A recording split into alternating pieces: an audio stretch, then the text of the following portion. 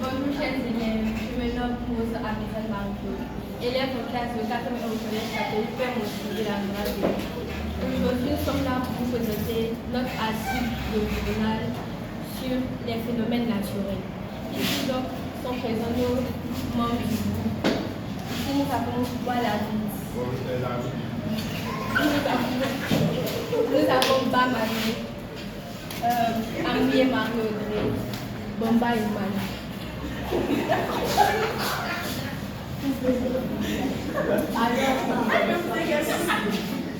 Alors, suite à cela, nous allons commencer notre article.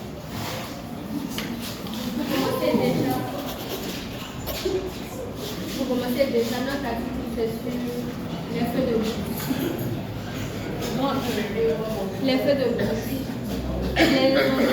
Les incendies de forêt, également appelés feux de brousse, feux de broussailles ou feux de forêt, sont de grands incendies incontrôlés et potentiellement destructeurs qui peuvent toucher les zones rurales et urbaines.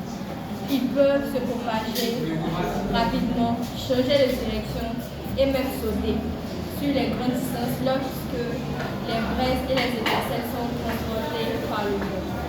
Ils sont provoqués par une série de causes naturelles comme la couche ou par la négligence humaine comme une cigarette jetée. La propagation d'un feu de forêt dépend de la disposition des terrains, du combustible disponible, végétation ou bois mort, et des conditions météorologiques, vent et chaleur. Ils peuvent démarrer en quelques secondes et se transformer en brasier en quelques minutes. Il y a des conséquences ici.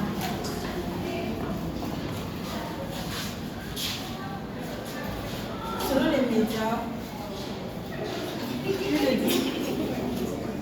plus de 18 millions d'hectares ont brûlé pendant la saison des feux de brousse australien 2019-2020 à la mi-janvier, détruisant aussi plus de 5 900 bâtiments, dont plus de 2800 logements, en plus des décès humains, plusieurs millions d'animaux auraient péri.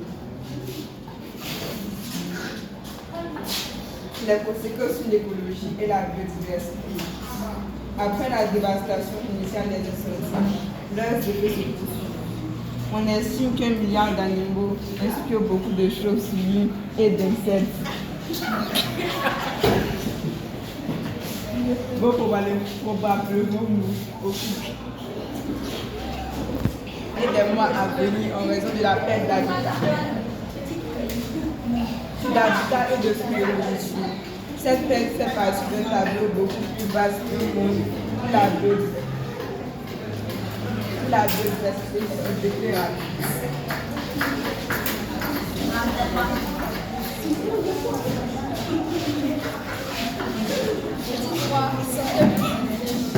En janvier 2002, en raison de l'épaisse fumée de la pollution de l'air résultant des incendies, des rapports ont indiqué que la ville de Canberra a enregistré le pire incendie de qualité de l'air de toutes les grandes villes du monde. Les feux de forêt produisent une fumée nocive qui peut causer des décès.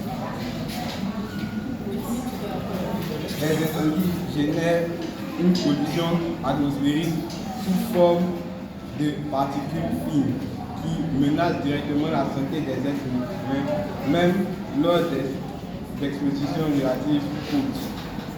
Lorsqu'on se trouve à proximité des incendies, la fumée constitue un risque pour la santé car elle contient un mélange de gaz dangereux et particules qui peuvent irriter les yeux et le système respiratoire. Les effets de l'exposition de la fumée et de son inhalation peuvent comprendre l'irritation des yeux et des voies respiratoires ou des troubles de l'asthme et la mort prématurée. L'exposition aux particules est la principale menace pour la santé publique résultant d'une exposition à court terme à la fumée d'un incendie. Selon l'Organisation mondiale de la santé, les personnes âgées, les personnes souffrant de maladies cardio-respiratoires ou de maladies chroniques. Les enfants et les personnes qui travaillent en plein air sont particulièrement vulnérables.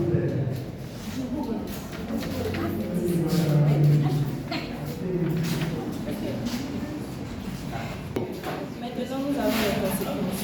Les incendies traversent les frontières. La fumée des feux de forêt peut parcourir de grandes distances. Elle est souvent repoussée dans les stratosphères par la chaleur des incendies. La fumée des feux de brousse en Australie a dérivé à travers le Pacifique et pourrait avoir atteint l'Antarctique.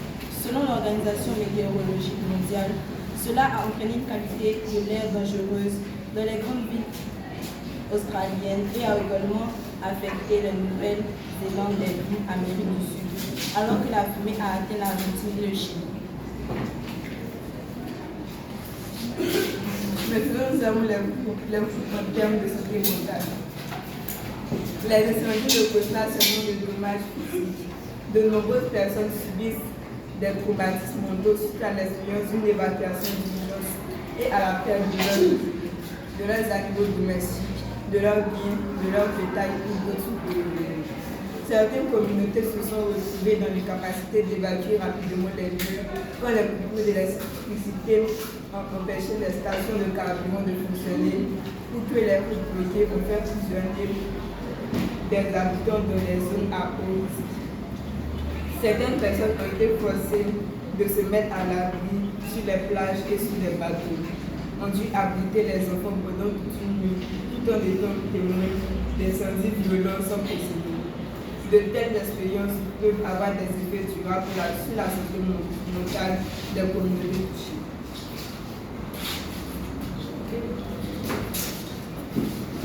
Coûts économiques.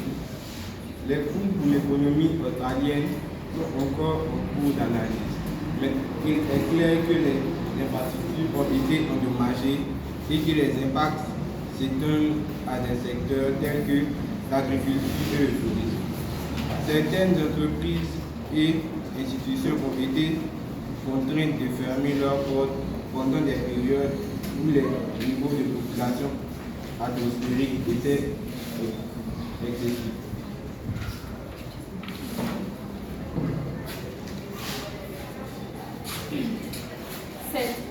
C'est vicieux sur le climat. Les feux de brousse n'ont pas uniquement été rendus plus probables et plus intenses par les changements climatiques. Leurs conséquences les alimentent. Au préalable, avant la survenue de cette saison des feux de brousse, 2019-2020 en Australie, on pensait que les forêts australiennes réabsorbaient tout le carbone libéré par les feux de brousse qui sévissaient dans le pays. Cela aurait signifié que les forêts auraient pu atteindre des émissions nettes nulles. Cependant, le réchauffement climatique rend les feux de brousse plus intenses et plus fréquents. Et les feux de brousse de 2019-2020 ont d'ores et déjà émis 400 mégatonnes de dioxyde de carbone dans l'atmosphère selon le programme d'observation et de surveillance Copernicus. C'est autant que la moyenne annuelle des émissions de dioxyde de carbone de l'Australie au cours des 3 derniers mois seulement. Ces émissions augmenteront le bilan des émissions annuelles de gaz à effet de serre de l'Australie, contribuant aussi au réchauffement climatique et augmenteront aussi la probabilité des mégafeux récurrents qui libéreront encore plus d'émissions. Il s'agit là d'un cercle vicieux climatique très préoccupant.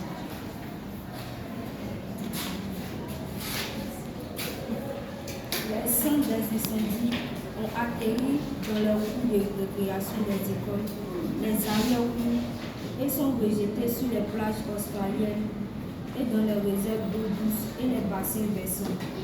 Les bassins de captage d'eau potable sont généralement des zones forestières et sont donc vulnérables à la pollution par les feux de brousse.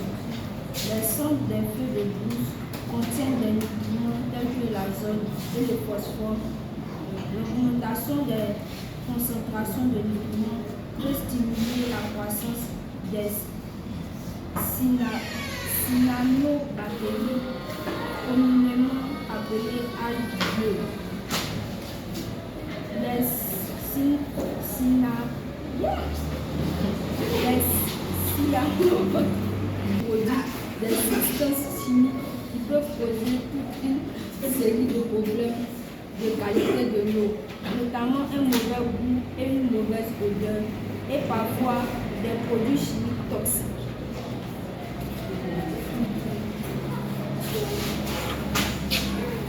Lors d'un incendie, des panaches de fumée, de cendres et d'autres débris sont transportés par le vent et se dispersent dans les paysages.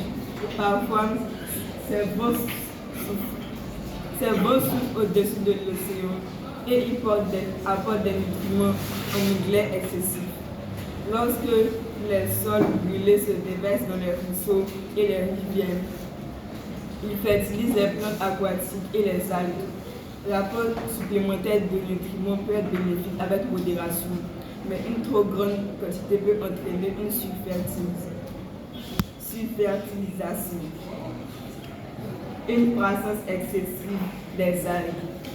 Les algues absorbent l'oxygène de l'eau pour se développer et épuisent l'oxygène dissous lorsqu'elles meurent et se décomposent, ce qui peut asphyxier les poissons et d'autres formes de vie marine, ce qui a des effets localisés sur la biodiversité. Il peut en être de même dans les environnements océaniques, où la fumée a montré son impact négatif sur les écosystèmes marins lors de plusieurs incidents passés. La brume provoquée par les incendies records survenus en Indonésie a tué les récifs coralliens à la fin des années 1990. Selon une étude de la revue Science, la fumée riche en fer s'est répandue sur la côte et a fertilisé l'eau, provoquant une énorme prolifération des plantes. La marée rouge a asphyxié les récifs coralliens autour des îles Monsawai, au large sud-ouest de Sumatra.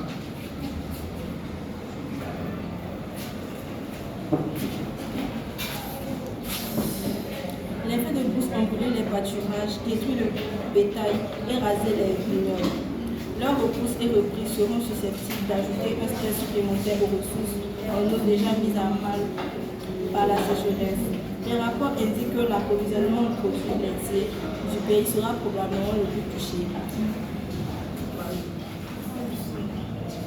La production de viande et de laine de miel pourrait également être touchée. Environ 13% du cheptel ovin national se trouve dans des régions qui ont été fortement touchées et 17% dans des régions partiellement touchées. De la modification des régimes de précipitation et de la plus grande fréquence de certains événements extrêmes, dans certaines zones arides, l'augmentation de la température et de l'évapotranspiration de la surface terrestre et de la diminution des précipitations en interaction avec la variabilité du climat et les activités humaines.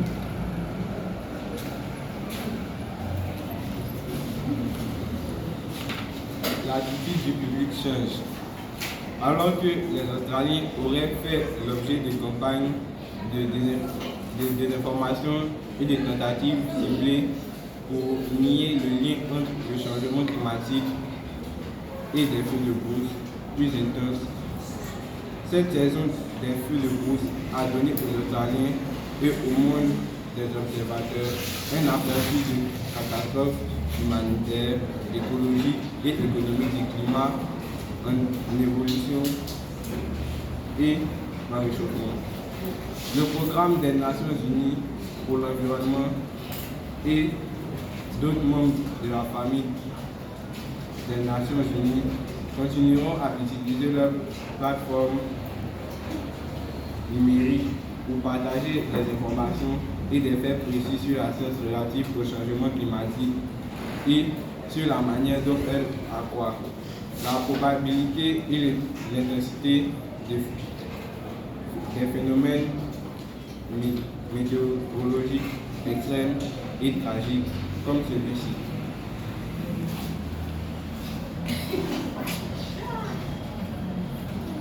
Il y a aussi des solutions à ce phénomène. En effet, face à ces enjeux, diverses stratégies sont mises en place afin de prévenir et de combattre les feux de brousse et de forêt.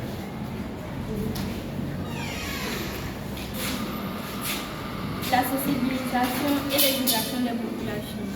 Pour réduire le risque d'incendie, il est essentiel d'informer les habitants sur les dangers liés au feu et leur enseigner de bonnes pratiques en matière de gestion du feu. Des campagnes de sensibilisation peuvent être menées dans les écoles, les lieux publics ou lors des manifestations locales. Le développement d'une agriculture durable. Encourager les agriculteurs à adopter des pratiques plus respectueuses de l'environnement peut contribuer à la prévention des incendies.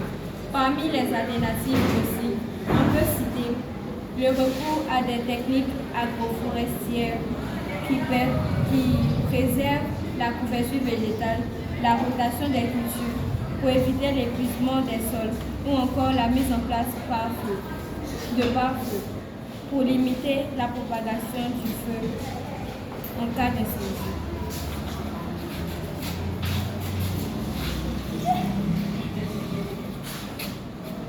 Le repérage rapide des départs de feu permet une intervention plus efficace des services de lutte contre les incendies.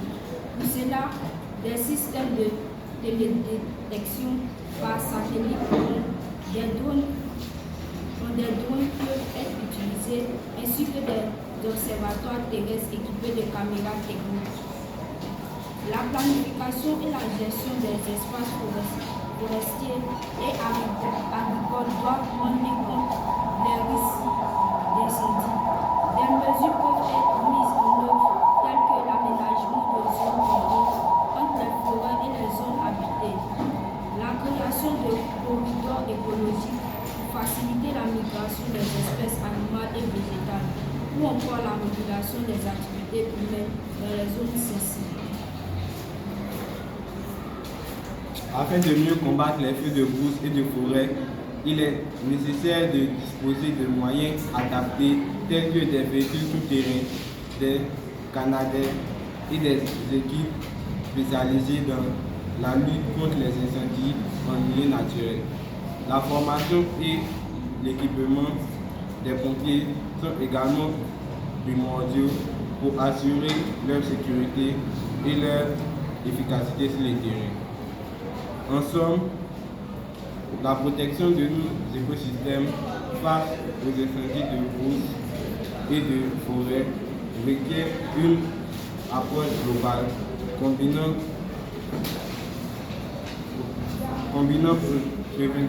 prévention, surveillance et intervention. Il est ainsi possible de réduire les impacts de ce feu sur l'environnement, la biodiversité et les populations locales. Merci, chers amis.